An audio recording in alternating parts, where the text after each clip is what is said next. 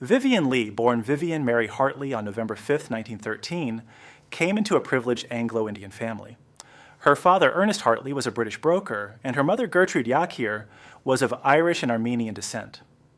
From a young age, Leigh showed a strong interest in literature and performance, often reciting poetry and participating in school plays. Educated in convent schools across Europe, including France, Italy, and Germany, she developed a cosmopolitan worldview and fluency in several languages. These experiences refined her elegance and poise, qualities that later defined her presence on stage and screen. Pursuing acting at RADA? Determined to pursue a career in acting, Leigh enrolled at the Royal Academy of Dramatic Art, RADA, in London. Though her studies were brief, they instilled in her the discipline and focus required for a professional acting career. She initially accepted minor roles in British films, gradually drawing attention for her unique combination of fragility and intensity. Early critics noted her ability to convey emotional depth while maintaining a captivating presence. This period laid the foundation for her meteoric rise, demonstrating that Leigh's talent extended beyond natural beauty to a rare, compelling artistry that would soon capture international attention. Breakthrough with Gone with the Wind? Leigh's breakthrough came with her casting as Scarlett O'Hara in Gone with the Wind, 1939, a role that defined her career. At the time, her selection was controversial, as she was a relatively unknown British actress portraying a quintessential Southern belle. However, her performance silenced critics with its intensity, vulnerability, and emotional complexity. Scarlett became a multidimensional character, charming, cunning, and tragically human, thanks to Leigh's nuanced interpretation. The film catapulted her to global fame, cementing her place as one of the most sought-after actresses of her generation and leaving an enduring legacy in cinematic history. Relationship with Laurence Olivier. One of the most defining aspects of Leigh's life was her relationship with acclaimed actor Laurence Olivier. They met while filming Fire Over England, 1937, and began a passionate affair despite both being married. Eventually, they divorced their respective spouses and married in 1940. Together, they formed a celebrated theatrical partnership, performing in productions like Hamlet, Macbeth, and Antony and Cleopatra. While their creative synergy produced some of the most memorable stage performances of the era, their personal life was tumultuous, affected by Leigh's mental health struggles and the pressures of fame. Stage and screen mastery. Beyond Gone with the Wind, Leigh excelled in both stage and film. In 1951, her performance as Blanche Dubois in A Streetcar Named Desire revealed her mastery of psychological depth.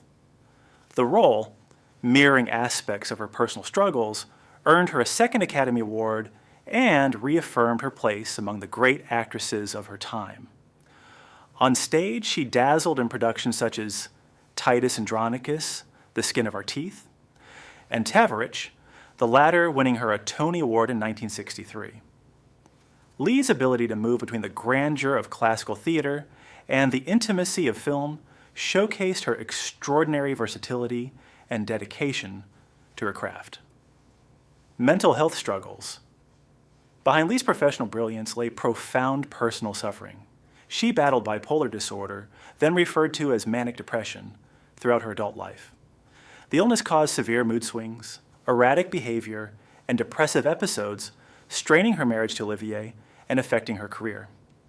Alongside this, Leigh suffered from chronic tuberculosis contracted in the 1940s, which weakened her physically for the remainder of her life.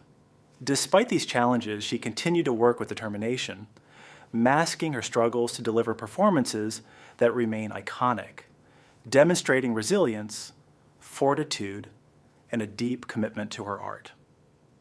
Early marriage and domestic strains. At 19, Leigh married Herbert Lee Holman, a London barrister 13 years her senior. Holman, conservative and conventional, disapproved of Leigh's theatrical ambitions, creating early tension. Though they had a daughter, Suzanne, born in 1933, Leigh felt stifled by domestic expectations and increasingly drawn to the world of theater and film.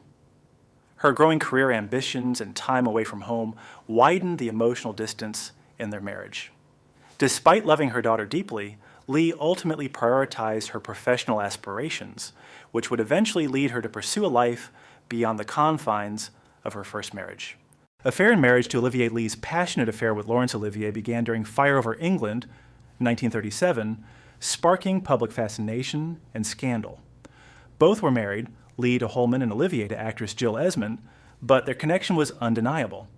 They eventually divorced their spouses and married in 1940. Their union combined immense talent with intense personal chemistry, producing some of the era's most acclaimed stage work. Yet the pressures of fame and Leigh's mental health struggles created ongoing tension, revealing that even extraordinary artistic partnerships could not shield a marriage from human vulnerability. Health challenges and tragedy. In 1943, while volunteering for Allied forces in North Africa, Leigh contracted severe tuberculosis. Though hospitalized, her treatment was incomplete, leaving lingering health effects. In 1945, during the filming of Caesar and Cleopatra, Leigh suffered a fall that resulted in a miscarriage, plunging her into deep depression. Her mental health deteriorated, leading to erratic behavior, insomnia, and violent mood swings. Eventually, Olivier arranged for her return to England and committed her to a mental institution. Electroconvulsive therapy, administered with little concern for side effects, left lasting cognitive and physical scars. Escalating mental health episodes. Leigh's breakdowns grew more frequent and severe over the years. On one occasion, she wandered nude through London streets, unaware of her surroundings. On another, she physically attacked Olivier during an argument, prompting him to restrain her. These episodes highlighted the profound toll of her illness and the limitations of contemporary mental health care. Despite the chaos, Olivier maintained a protective stance, trying to manage Leigh's condition while balancing his own personal and professional responsibilities. Their marriage endured 2 decades, but eventually succumbed to the emotional strain. Divorce, and later relationships. After more than 20 years of marriage, Leigh and Olivier divorced. Olivier later married actress Joan Plowright. Leigh, though heartbroken, found solace in a relationship with actor Jack Marivelle. While unstable at times, Marivelle provided compassion, stability, and care during her final years. Leigh never remarried, but her relationship with Marivelle reflected her enduring need for companionship and understanding. Even in decline, she maintained connections that offered comfort, demonstrating the human desire for love and care despite chronic illness and past heartbreak. Final years and legacy. Leigh's final years were marked by intermittent health crises, but she occasionally returned to the stage and screen. Her last film role in Ship of Fools, 1965, earned critical praise.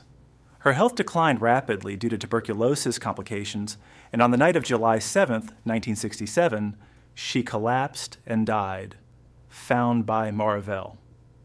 She was cremated at Golders Green Crematorium, and her ashes scattered in a lake in Sussex. Leigh's life remains a testament to extraordinary artistic achievement amid immense personal suffering, her performances immortalizing her talent for generations. Conclusion. Vivien Leigh's life was a remarkable blend of brilliance, tragedy, and resilience. From her privileged upbringing and cosmopolitan education to her rise as one of the greatest actresses of her time, she captivated audiences with performances that transcended the screen and stage. Her personal life, marred by mental illness, physical suffering, and tumultuous relationships, illustrates the human cost of genius.